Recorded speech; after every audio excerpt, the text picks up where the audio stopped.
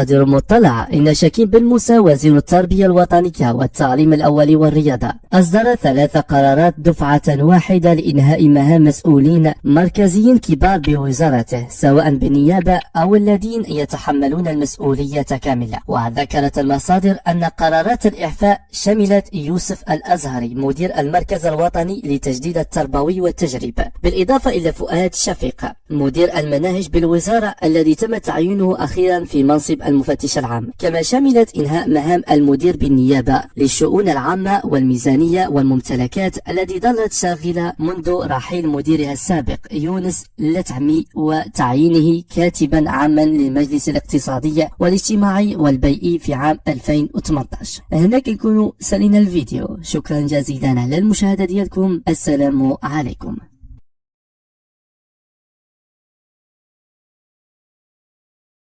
السلام عليكم.